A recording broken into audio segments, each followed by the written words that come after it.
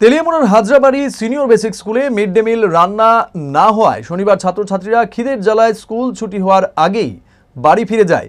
বিদ্যালয়ে নিয়োজিত রান্নার কর্মী উপস্থিত না থাকায় খাবার প্রস্তুত করা সম্ভব হয়নি।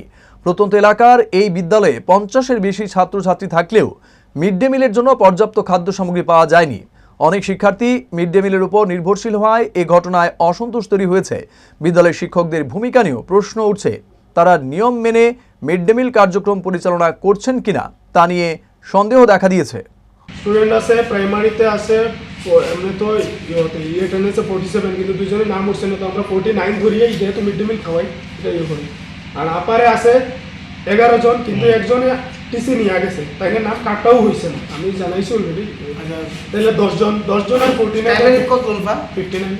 হ্যাঁ, স্টাইপেন্ড তো আপারে 6 to 8 10 জন স্টুডেন্ট আছে, তাদের 10 জনের মধ্যে এই বছর তো কেউ পাইছে না, করা হয়েছে না।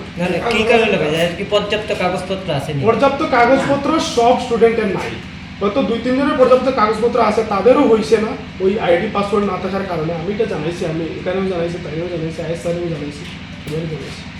পর্যাপ্ত কাগজপত্র কি কাগজ? পর্যাপ্ত কাগজপত্র যেমন এসটি কার্ড লাগে, হ্যাঁ, তারপরে আপনার ওই বার্থ সার্টিফিকেট না, এসটি কার্ড লাগে, তারপরে হচ্ছে ব্যাঙ্ক অ্যাকাউন্ট, নিজের নামে ব্যাঙ্ক অ্যাকাউন্ট লাগে, ঠিক আছে, তারপরে তো মার্কশিট তো লাগে, ঠিক আছে।